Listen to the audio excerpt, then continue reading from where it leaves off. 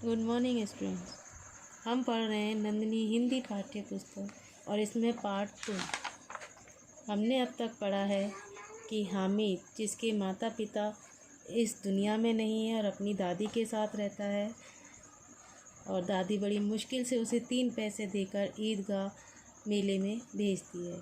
वहाँ वह बच्चा अपने हर तरह से मन को मारता है और अपने मन को बहलाता है हर चीज़ के लिए कि खिलौने हैं, खिलौने टूट जाएंगे, मिठाई है, मिठाइयों से मुंह ख़राब होता है, दांत ख़राब होते हैं, चोरी करने लग जाते हैं उसके लालच में आके। तो इस तरह से वो अपने मन को बहलाता है और अपनी माँ के लिए चिमटा खरीदने की बात सोचता है कि इस 3 पैसे से मैं अपनी दादी माँ के लिए चिमटा लूँगा ताकि वो बहुत खुश होगी।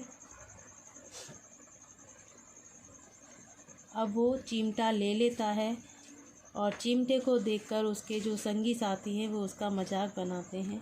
तो वो केवल एक बात कहता है कि मेरा चिमटा तुम्हारे किसी खिलौने से कम नहीं है। अगर तुम्हारे खिलौने ज़मीन पर गिर जाएंगे तो टूटकर चूर चूर हो जाएंगे, लेकिन मेरा चिमटा, इसको गिराओगे तो भी इसका कुछ नहीं बिगड़ेगा।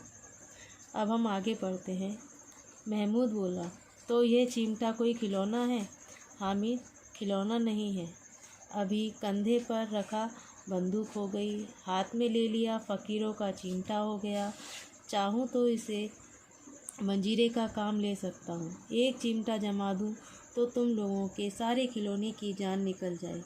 तुम्हारे खिलौने कितने ही ज़ोर लगाएं, मेरे चिमटे का बाल भी बांका नहीं कर सकते। बहादुर शेर है मेरा चिमटा। सम्मी ने खंजरी ली थी, प्रभावित होकर बोला, मेरी खंजरी से बदलोगे? 2 आने की है। हामिद ने खंजरी की ओर उपेक्षा से देखा। मेरा चिमटा तो तुम्हारी खंजरी का भी पेट फाड़ डाले। बस एक चमड़े की झिल्ली लगा दी, ढब ढब बोलने लगी। जरा सा पानी लग जाए तो ख़त्म हो जाए। मेरा बहादुर चिमटा आग में, पानी में, आंधी में, तूफान में बराबर डटा रहेगा। चिमटे ने सभी को मोहित कर लिया, लेकिन अब पैसे किसके पास धरे हैं? फिर मेले से दूर निकल आए हैं।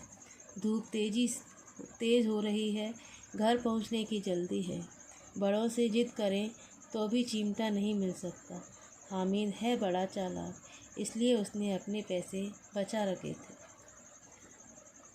हामिद के द्वारा चिमटे की उपयोगिता जानकर और चिमटे के बारे में सब कुछ अच्छा सा जानकर सभी बच्चों का मन उसके लिए ललचाने लगा था, लेकिन उनके पास पैसे भी नहीं थे और वे बहुत दूर भी निकल आए थे। तो वो उसे हामिद को कहते कि ये बड़ा चालाक है। आगे औरों ने 3-3, 4-4 आने पैसे खर्च किए पर कोई काम की चीज़ न ले सके।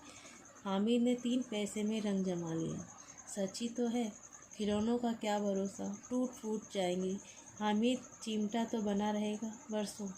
मोहसिन ने कहा, जरा अपना चिमटा दो, हम भी देखें। तुम हमारा भिश्ती लेकर देखो। महमूद और नूरे ने भी अपने अपने खिलौने पेश किए।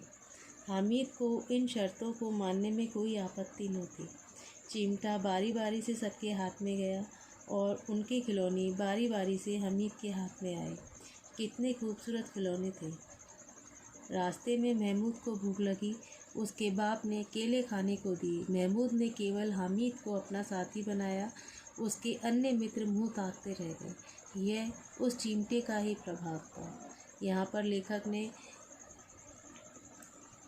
हामिद का प्रभाव जो चिमटे के कारण उसके दोस्तों पर पड़ा था उसको प्रदर्शित किया। 11 बजे सारे गांव में हलचल मच गई। मेले वाले लौट आए।